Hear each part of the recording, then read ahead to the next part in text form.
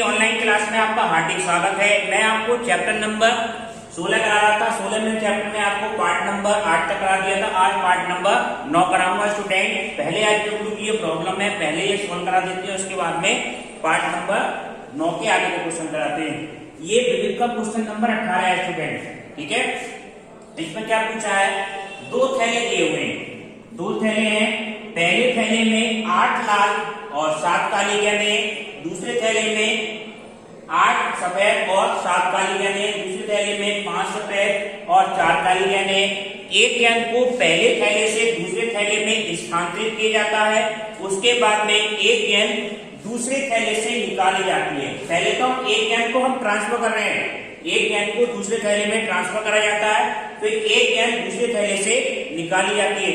यदि निकाली गई गेंद कैसी हो, सफेद रंग की हो, यदि निकाली गई गेंद कैसी हो, गेंद के सफेद होने की प्रायिकता ज्ञात करना। क्वेश्चन यह है, एक गेंद को दूसरे थैले में स्थानांतरित किया जाता है, फिर एक गेंद दूसरे थैले से निकाली जाती है, निकाली गेंद के सफेद रंग होने की प्रायिकता ज्ञात करना। इसमें एक बात का ध्यान रखना स्टूडेंट, इसमें सहप्रतिबंध प्रायिकता नहीं पूछिए, लास्ट में क्या पूछे है, केवल सफेद रंग के होने की प्रायिकता पूछी है। तो ये फिल्में आपकी क्या होती है, पूर्ण प्रायिकता की फिल्में, इसमें बेस फिल्में नहीं लगेगी, ये बात का ध्यान रखना आप। तो शुरू में क्या घटना घटित हो रही है, लिखने का कॉन्सेप्ट वैसे रहेगा। जो शुरू में घटना घटित होगी स्टूडेंट उसे E1 E2, जो बाद में घटित हो उसको क्या मानते हैं हम A। तो शुरू में घटना क्या घटित हुई है, या तो पहले थैले से एक गेंद को पहले थैले से दूसरे स्थानांतरित किया गया, तो E1 घटना क्या मान लिया, स्थानांतरित गेंद के सफेद रंग होने की घटना, स्थानांतरित गेंद के सफेद होने की घटना, स्थानांतरित गेंद के सफेद रंग होने की घटना। E2 घटना क्या माने स्टूडेंट, E2 घटना क्या माने, जो स्थानांतरित गेंद है उसके काले होने की घटना, स्थानांतरित गेंद के काले होने की घटना, स्थानांतरित गेंद के काली होने की घटना। और एक घटना क्या माने स्टूडेंट, एक घटना माने निकाली गेंद के सफेद रंग होने की घटना। एक घटना क्या माने, दूसरे थैले से निकाली गेंद के सफेद होने की घटना। E1 E2 माने, E1 E2 और A। अब P-E1 का क्या मतलब हुआ स्टूडेंट, ये समझिए आप। P-E1 का मान आपका हुआ P-E1, पहली गेंद स्थानांतरित गेंद अगर सफेद होगी, इस बात की प्रायिकता क्या होगी स्टूडेंट, 8 बटे टोटल गेंदें कितनी है 17, 8 बटे कितना हो जाएगा, 8 7 14 15, 8 बटे 15। और अगर काली गेंद ट्रांसफर होगी तो P-E2 का मान कितना होगा स्टूडेंट, ये तो आप देखते ही बता देंगे, 7 बटे 15। या तो घटना ये घटित होगी या ये होगी, ठीक है। P-A/E1 का क्या मतलब हुआ, ये समझे। P-A/E1 का क्या मतलब हुआ, P-A/E1, A/E1 का मतलब होगा पहली घटना घटित हो चुकी, यानी कि लाल गेंद सफेद गेंद इसके अंदर ट्रांसफर हो गई। तो सफेद गेंदें कितनी हो गई स्टूडेंट, यहाँ पे तो 8 सफेद और 4 काली, इस तरह से तो होंगी। एक गेंद बढ़ गई, यहाँ पे कितनी हो गई, 5 पहले की, तो 6 सफेद और 4 गेंदें कितनी रही, काली। इसमें से हम गेंद निकालें जो कि सफेद रंग की हो, तो इस बात की प्रायिकता क्या होगी स्टूडेंट, ये मान आपका क्या आ जाएगा, 5 बटे वो 6 बटे टोटल कितना है 10, 6 बटे 10। P-A/E2 का क्या मतलब हुआ, P-A/E2 का मतलब होगा E2 घटना घटित हो चुकी, E2 घटना घटित हो चुकी, यानी कि लाल गेंद काली गेंद इसमें ट्रांसफर हुई है। काली गेंद जब ट्रांसफर हुई है तो थैले में क्या होगा स्टूडेंट, थैले में 5 तो सफेद बचेंगी और काली गेंदें कितनी होंगी स्टूडेंट, 5 ही काली होंगी। इस थैले में से हमें क्या गेंद निकालनी है, सफेद रंग की गेंद निकालनी है, तो इसकी प्रायिकता कितनी हो जाएगी स्टूडेंट, 5 बटे 10, ठीक है।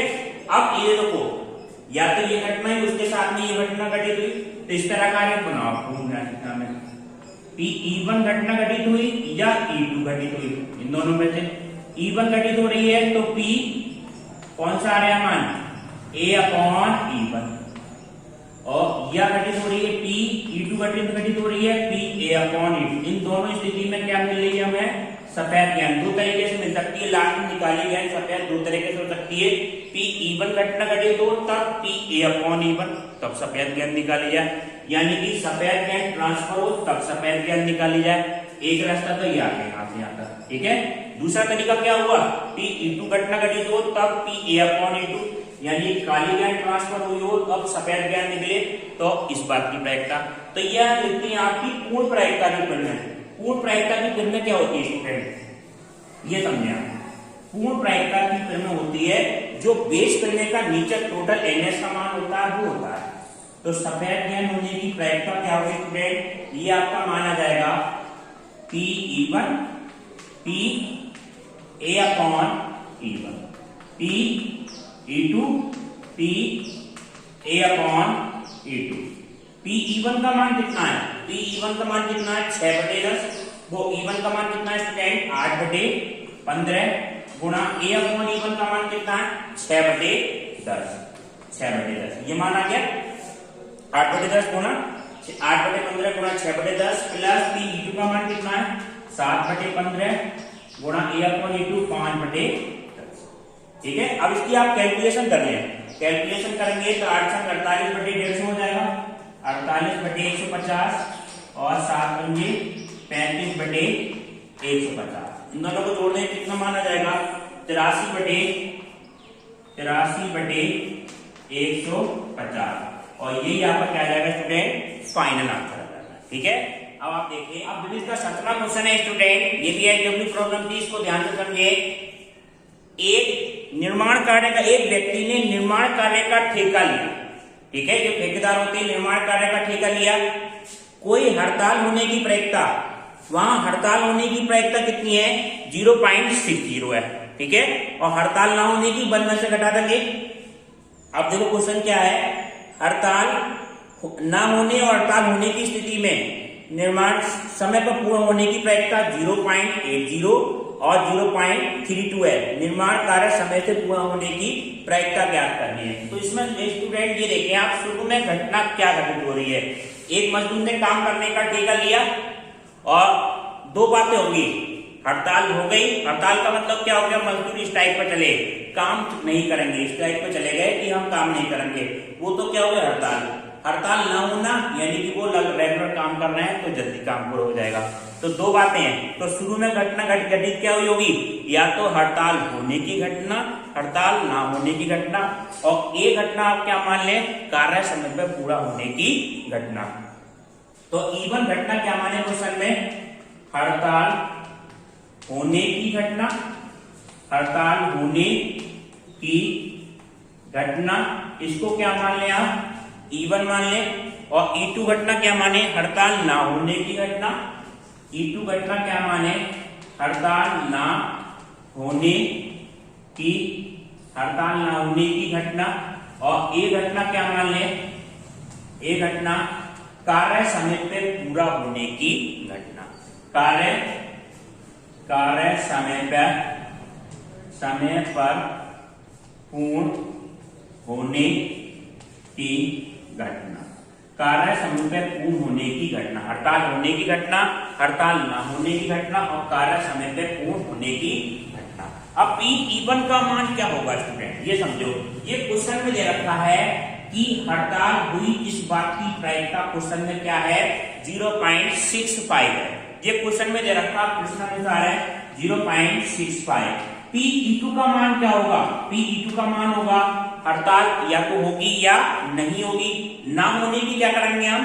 1 में से घटा देंगे स्टूडेंट, 1 माइनस 0.65 बराबर कितना हो जाएगा? 0.35। ये माना गया हड़ताल होने की, हड़ताल नहीं होने की। A/E2 क्या मतलब हुआ स्टूडेंट? A/E1 हड़ताल हुई है और उसका कार्य समय पे पूर्ण हुआ। ठीक है, हड़ताल हुई यानी मजदूर स्ट्राइक पर चले गए तब भी काम समय पर पूर्ण हुआ। इस बात की प्रायिकता क्वेश्चन में क्या दे रखी है स्टूडेंट? 0.32। ये क्वेश्चन में दे रखी प्रश्न अनुसार। क्वेश्चन को ध्यान से पढ़ोगे तो ये दिया हुआ हड़ताल होने की स्थिति में समय पे कारक पूरा होने की प्रायिकता 0.32, हड़ताल ना होने की स्थिति में यानी कि मजदूरों ने काम करा और उसका काम पूरा हो गया, E2 घटना घटित हुई और A घटना पूर्ण हो गई, तो इसका मान 0. कितना दिया है 80, ठीक है 0.80। अब दो बातें हैं, अब ये समझें, या तो E1 घटना घटित हुई या घटना कौन सी घटित हुई E2 और A अपॉन E1 घटना घटित हो रही है तब A घटित हो रही है, या तो ये बात होगी, या E2 घटना घटित हो रही है स्टूडेंट तब A घटना घटित हो रही है, तो दोनों रास्तों में कोई सा एक होगा, तो इसका मान ये क्या कहलाती है पूर्ण प्रायिकता की परिमेय। हम निकालना है कार्य समय पर पूरा होने की घटना। कार्य समय पर पूरा होने की घटना PA का मान कितना होगा स्टूडेंट, PA का मान होगा PE1, PA upon E1, PE1 PA upon E1, या तो घटना ये घटित हुई ऊपर वाली E1 घटित हुई फिर A अपॉन E1, या घटना कौन सी घटित हुई होगी PE2 और PA अपॉन E2, बस इसकी नीचे गुणा कर दो, ठीक है। अगर क्वेश्चन में ये पूछता कार्य समय पे पूरा हुआ है उसके हड़ताल होने की प्रायिकता, तब बेस पर में लगती, जब लास्ट की लाइन में कंडीशन लगती सह प्रतिबंध प्रायिकता की तो बेस पर में लगाते। कंडीशन ये पूछिए कि कार्य समय पर पूरा होने की, तो क्या लगाती है, क्या कहलाती है स्टूडेंट पूर्ण प्रायिकता की परिमेय, ठीक है पूर्ण प्रायिकता यानी बेस परिमेय का जो नीचे वाला टोटल NS होता उससे हम मान निकाल लेते हैं, ठीक है। अब इसके मान रखने हैं आपको, ये मान रख दो बिल्कुल सिंपली, ये मान आपके क्या है देखो आप कैलकुलेशन, PE1 का मान कितना है, PA बराबर कितना होगा स्टूडेंट, PA बराबर PE1 का मान कितना है, PE1 का मान है ये 0.65 गुणा 0.32 प्लस कितना है 0.35 गुणा कितना है 0.80, तो इनकी मल्टीप्लाई करेंगे तो ये आपका आएगा 0.208 प्लस 0. कितना आ जाएगा 208, ये वैल्यू आएगी 280, ये मान आएगा, ठीक है। इसके हम ऐड कर देंगे तो 0.488, ये आपकी क्या हो गई कार्य समय पे पूरा होने की प्रायिकता हो गई, ठीक है स्टूडेंट। अब आप देखें नेक्स्ट टॉपिक, अब देखें स्टूडेंट नेक्स्ट टॉपिक आपका क्या है student, probability distribution of a random variable, यानी चरों का प्रायिकता बंटन। चरों का प्रायिकता बंटन का मतलब क्या होता है, विभिन्न स्थितियों में एक यथार्थ करके सभी मानों के साथ उसकी संगत प्रायिकताओं को लिखना हमारा क्या कहलाएगा स्टूडेंट, प्रायिकता बंटन कहलाएगा। इसको एक एग्जाम्पल से समझाते हैं, ठीक है। एग्जाम्पल क्या है, अगर हम एक सिक्के को 2 बार उछालें, एक सिक्के को 2 बार उछालने पर, एक सिक्के को 2 बार उछालने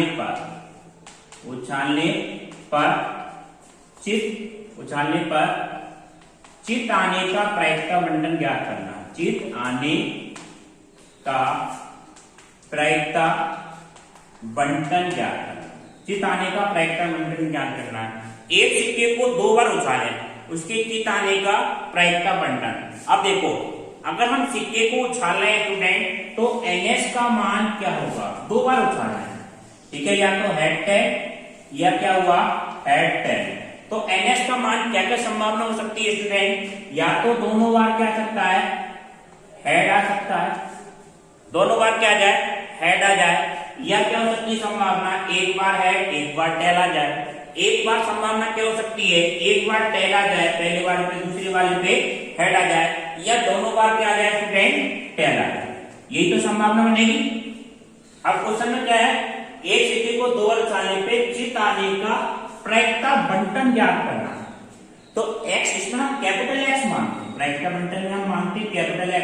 कैपिटल X किसे मानेंगे, जिसका हमें प्रायिकता बंटन निकालना पड़ता है, तो उसकी संख्या को मान लेते हैं x, मान लिया हमने, चित्तों की संख्या को डिनोट कर रहा है, चित्तों की संख्या को, ठीक है। इसके लिए तो प्रायिकता बंटन निकालना है, तो इसकी संगत प्रायिकता लिखना। देखो एक टेबल बनाते हैं जिसमें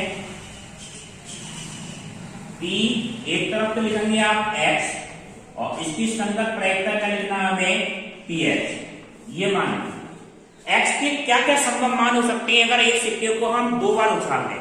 ये देखो एक्स क्या है, चितों की संख्या। एक्स बार एक बार क्या सकता है, चित आ सकता है, यानी कि एक बार हेड आ जाए। एक संभावना ये हो सकती है कि एक बार भी चित नहीं आए, ठीक है। एक बार संभावना हो सकती है कि दोनों बार चित आ जाए। 3 संभावना होगी। एक्स का मान क्या होगा, 0 भी हो सकता है स्टूडेंट, 0 भी हो सकता है, 1 भी हो सकता है और 2 भी हो सकता है, ठीक है। एक्स के क्या क्या संभावना मान हुए, एक्स का मान 0 हुआ। 0 का मतलब क्या हुआ कि एक बार भी चित नहीं आया, ठीक है। x बराबर 1 का मतलब क्या हुआ कि एक बार चित आया है, और x बराबर 2 का मतलब क्या हुआ कि दोनों बार चित आया। अब इसकी संगत प्रायिकता अगर हम लिख दें तो पूरी टेबल हमारी क्या कहलाती है, प्रायिकता बंटन, यानी प्रोबेबिलिटी डिस्ट्रीब्यूशन। अगर हम बात करें p x बराबर 0, x बराबर 0 का क्या मतलब हुआ, ये ध्यान से समझना कि कोई भी चित नहीं आया।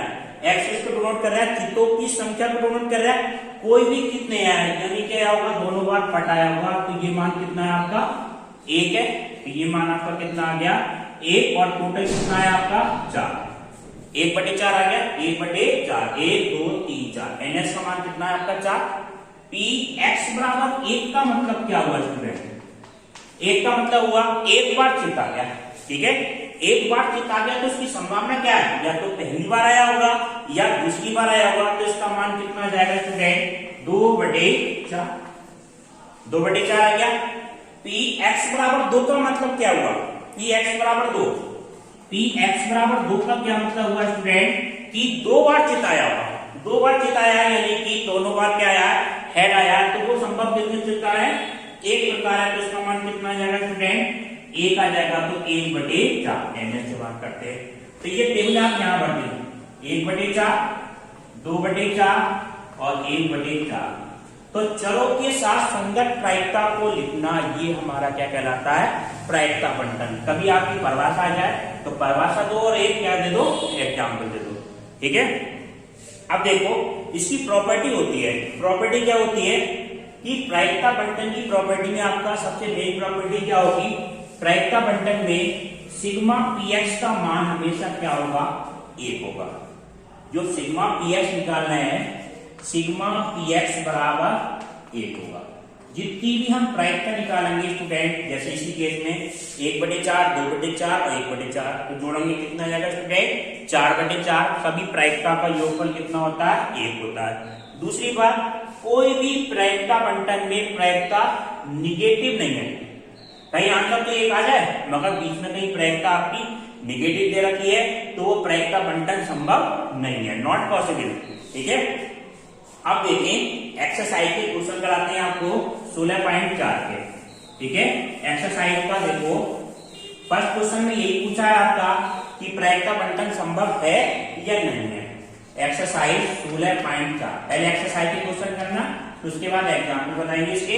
देखो पहला क्वेश्चन आपका ये है, एक टेबल बना रखी है स्टूडेंट, एक्स का मान क्या क्या दे रखा है, एक्स का मान संभव मान आपका क्या है, x बराबर 0 है, x बराबर 1 है, x बराबर कितना है 2 है। और px का मान क्या दे रखा है, px बराबर हमें क्या दिया है क्वेश्चन में 0.4, 0.4 और 2, 0.4, 0.4 और 0.2, ये मान हमें दे रखे हैं 0.4, 0.4 और 2। अब ये देखो चरों के साथ संगत प्रायिकता लिखना, ये तो प्रायिकता बंटन हो। क्वेश्चन ने क्या पूछा है कि क्या प्रायिकता बंटन संभव है या नहीं है। तो इसके लिए सबसे सरल तरीका क्या है, एक ही मेथड है कि सिग्मा px का मान चेक कर लें आप। सिग्मा px का मान कितना है, ये 0.4 प्लस 0.4 प्लस 0.2 बराबर कितना आ गया, 1 आ गया, ठीक है। 1 आ गया यानी कि प्रायिकता बंटन संभव है और कोई भी प्रायिकता नेगेटिव नहीं है। कभी ऐसा हो कहीं नेगेटिव दे दे और तब योगफल 1 आ जाए घटाने में जोड़ने पे, तब भी संभव नहीं होगा। सिग्मा प्रायिकता का मान 1 आ गया तो प्रायिकता बंटन संभव। और इसका सेकंड पार्ट ये है आपका x का क्या क्या संभव मान है स्टूडेंट। x का मान है आपका 0, 1, 2, x का मान 0, 1 और 2। और px का मान कितना है स्टूडेंट, px का मान क्वेश्चन में दे रखा है 0.6, 0.1 और 0.2, 0.6, 0.1 और 0.2, ये मान हमें दे रखे हैं। तो हमें ये देखना है सिग्मा px का मान चेक करो आप। सिग्मा px बराबर कितना होगा 0.7 और 0.9 आ जाएगा, इसको जोड़ेंगे 0.9 does not equal to be 1, तो प्रायिकता बंटन संभव नहीं है। Probability distribution is not possible. ठीक है, अब देखें इस तरह का आपको क्वेश्चन कराते हैं। अब देखें प्रायिकता बंटन के क्वेश्चन। सेकंड क्वेश्चन देखें आप एक्सरसाइज का। सेकंड क्वेश्चन में आपका क्या है, एक थैले में 16 अच्छे सेब हैं, ठीक है, संतरे, 16 अच्छे संतरे, एक थैला दिया हुआ है, इसमें 16 तो क्या है अच्छे संतरे, ठीक है, और 4 संतरे भूलवश मिला दिए गए, खराब संतरे हैं, 4 संतरे खराब मिला दिए। कुल कितने हो गए स्टूडेंट इसके अंदर, कुल 20 हो गए। ठीक है, 20 संतरे हो गए जिसमें 16 अच्छे हैं और 4 संतरे खराब है। क्वेश्चन में दिया हुआ है 2 संतरे निकाले जाते हैं। ठीक है, 2 संतरे निकाले जाते हैं कि करके बिना प्रतिस्थापन के क्या करे जाते हैं, 2 संतरे निकाले जाते हैं, इनके खराब संतरे होने की प्रायिकता बंटन ज्ञात। ये संतरे कैसे होंगे खराब, इसका प्रायिकता बंटन ज्ञात करना। तो जिसका भी स्टूडेंट प्रायिकता बंटन ज्ञात करना होता है उसको हम क्या मान लेते हैं, हम एक्स मान लेते हैं। ठीक है, एक्स क्या मान लिया स्टूडेंट, खराब संतरे होने का घटना। ठीक है, एक्स क्या मान लिया, खराब संतरों की संख्या, खराब संतरों की संख्या, खराब संतरों की संख्या। तो x के संभव मान सोचो क्या क्या हो सकते हैं। हम 2 संतरे निकालना है, x का मान 0 भी हो सकता है, x का मान 1 भी हो सकता है, और x का मान कितना बनेगा स्टूडेंट 2, ये मान बनेगा। x के क्या क्या संभव मान बने आपके, x का मान क्या हो सकता है 0 हो सकता है, x का मान 1, x का मान 2, और ये क्या बनेगा इसका संगत। हमें क्या लिखना है, संगत प्रायिकता लिखना। ठीक है, अब देखो px बराबर 0 का क्या मतलब हुआ, px बराबर 0 का मतलब हुआ हमारा कि कोई भी संतरा खराब नहीं है। 2 संतरे तो निकाले हैं मगर कोई भी संतरा हमारा खराब नहीं है, यानी कि पहला संतरा भी अच्छा है और दूसरा संतरा भी अच्छा है। तो यानी कि ये ऐसे लिखेंगे, पहला संतरा भी गुड है, पहला संतरा गुड और दूसरा संतरा भी गुड, यानी कि G1 और G2। कैसे भी लिख सकते हैं आप, E1 E2 घटना मान लो। पहला संतरा अच्छा होने की प्रायिकता क्या हो जाएगी स्टूडेंट, संतरे कितने अच्छे 16 में से हमने कितने 16 C1 बटे टोटल कितना है स्टूडेंट 20, 16 बटे 20।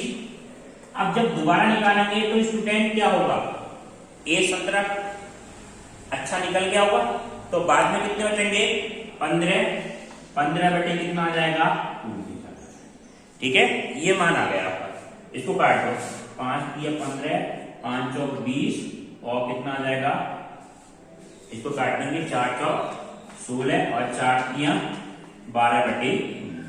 ठीक है, ये माना। px बराबर 0 का मतलब, px बराबर 1 का मतलब क्या हुआ, px बराबर 1 का मतलब हुआ कि एक संतरा अच्छा निकले और एक संतरा कैसा निकले, खराब निकले।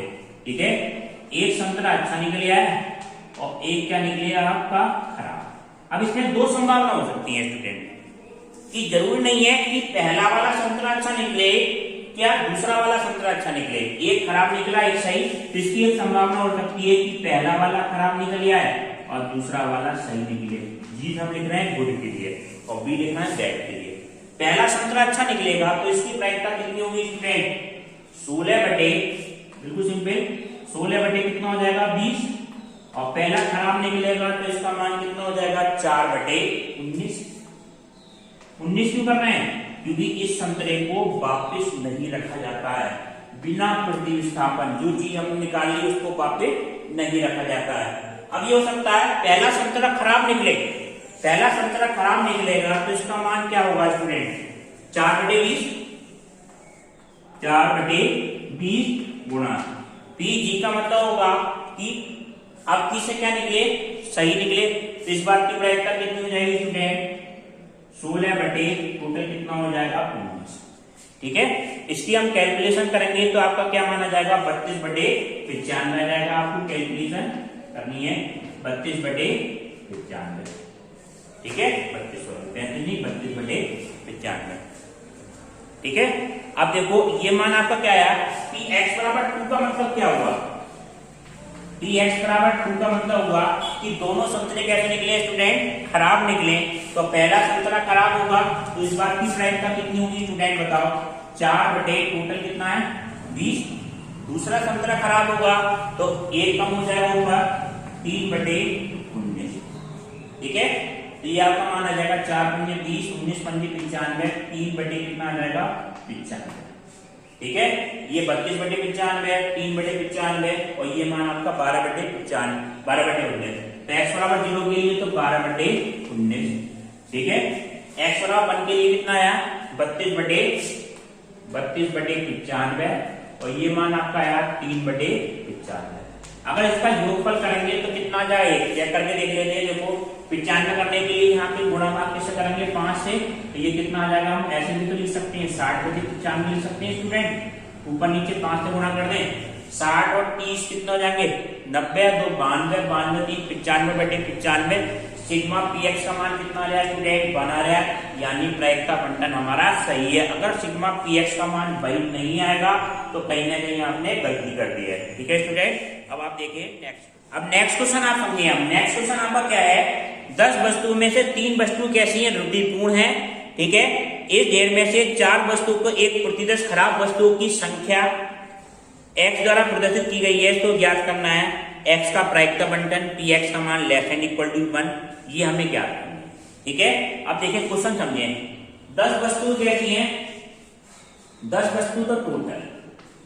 ठीक है, और 3 वस्तु कैसी हैं इसके अंदर खराब है, 3 वस्तु खराब है और 7 कैसी होंगी सही। ऐसे एक वस्तु का ढेर लगा हुआ, 10 वस्तुएं हैं, 3 वस्तु खराब है और बाकी वस्तु क्या है सही है 7 वस्तु। ठीक है, x किसको डिनोट कर रहे हैं स्टूडेंट, खराब वस्तुओं की संख्या को, खराब वस्तुओं की संख्या को डिनोट कर रहे हैं, संख्या को डिनोट कर रहे हैं। x किसको डिनोट कर रहा है, खराब वस्तुओं की संख्या को। तो x का मान क्या क्या हो सकता है, अगर हम वस्तु निकालें x का मान हो सकता है 3 तो खराब है, तो x का मान क्या क्या हो सकता है स्टूडेंट, ये समझें, यहां बना दीजिए। x का मान किसको डिनोट कर रहा है, खराब वस्तुओं की संख्या को, तो x का मान 0 भी हो सकता है कि हम वस्तु निकालें, 3 वस्तु निकालें, सभी वस्तुओं के सही होने की प्रायिकता। ठीक है, x का मान 1 भी हो सकता है कि 1 भी खराब नहीं निकले स्टूडेंट। ठीक है, 4 वस्तु निकाली जाएंगी इसमें से, 4 वस्तुएं 3 और 4, ये 4 वस्तु निकाली जा रही है। x का मान 0 हो सकता है स्टूडेंट, 1 हो सकता है, 2 हो सकता है और 3 हो सकता है।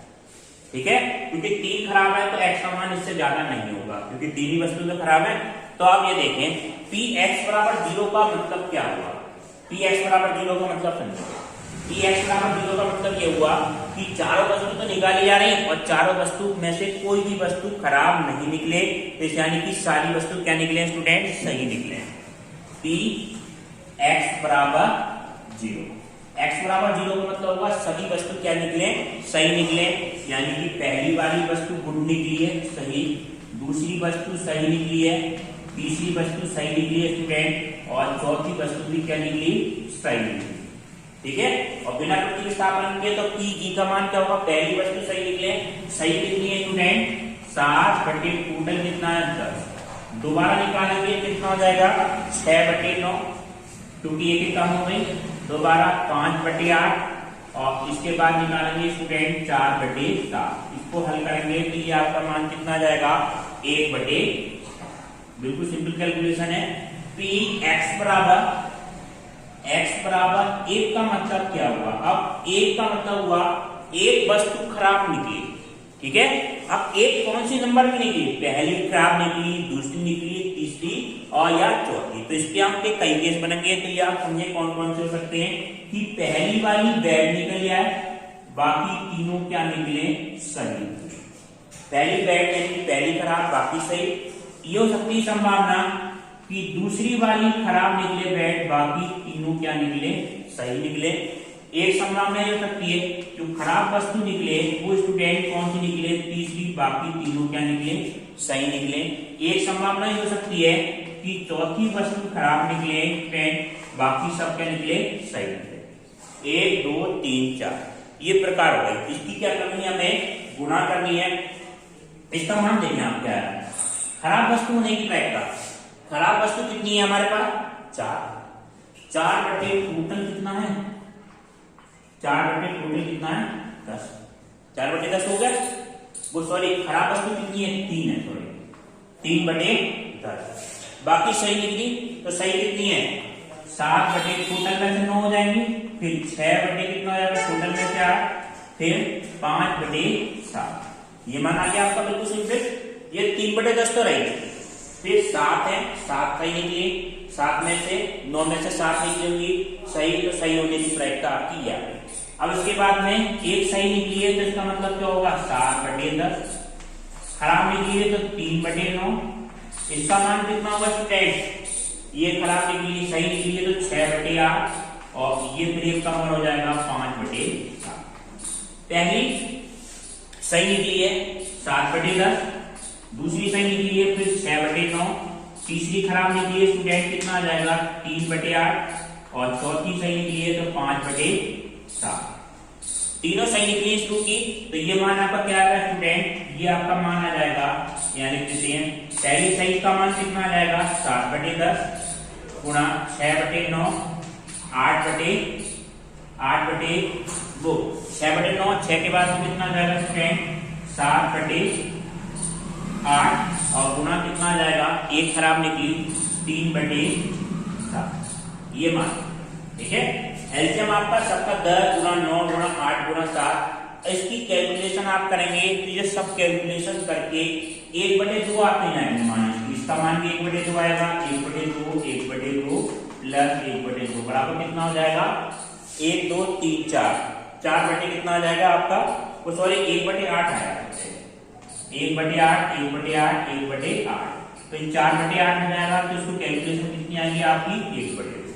ठीक है, तो पहले वाले बॉक्स में तो क्या वाला जाएगा स्टूडेंट, px का मान निकालना है, तो ये आपका आ गया 1/6 और ये आ गया आपका 1/8। ठीक है, अब px बराबर 2 के लिए देखो, ये तो सिंपल कैलकुलेशन है, ये आप कर लेंगे, जैसे 5 दूनी 10, ठीक है 7 से 7 कट जाएगा, और 2 3 6, 3 से 3 9, तो 1/8 बच रहा है, ऐसी आपकी इसमें सब में 1/8 बचेगा। ठीक है, px बराबर 2 का मतलब आप देखिए px बराबर 2, ये आपका क्या मान आएगा, px बराबर 2 का मतलब क्या होगा, 2 वस्तु खराब निकले, 2 वस्तु खराब निकले और 2 क्या निकले सही, तो 2 वस्तु खराब कैसे कैसे हो सकती है, p पहली वाली क्या निकली सही निकली स्टूडेंट, पहले ऐसे ले लो, पहली दोनों खराब निकली हैं, बाकी दोनों क्या निकली हैं सही निकली। ठीक है, पहली दोनों खराब बाकी दोनों सही, एक क्या हो सकती है स्टूडेंट, पहली खराब दूसरी सही तीसरी खराब चौथी सही।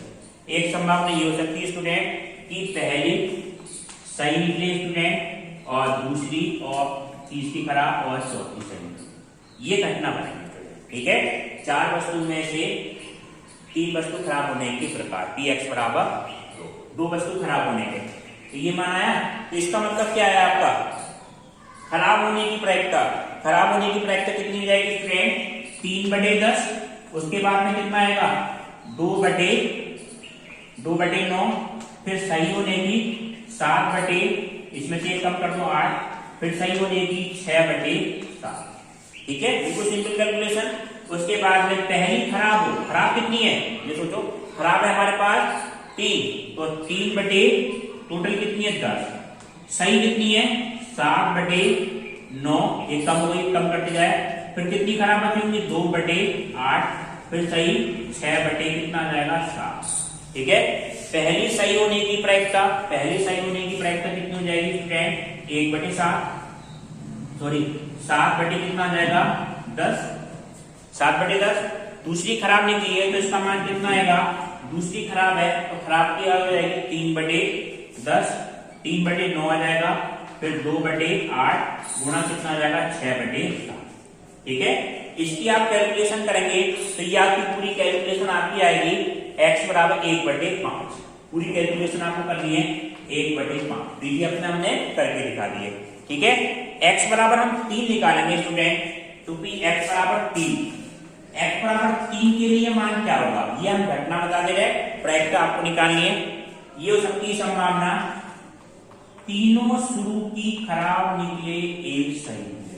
x बराबर 3 का मतलब तीन खराब कहां पे हो सकती है, शुरू वाली, बाद वाली, सबसे लास्ट वाली सही निकले, या क्या हो सकती है बी बी और जी और बी, तीसरे नंबर की खराब सही हो सकती है, या दूसरे नंबर की सही हो सकती है, बाकी दोनों खराब, या चौथे नंबर की शुरू की सही हो जाए स्ट्रेट, पहली सही निकले, बाकी तीनों क्या निकले, खराब निकले।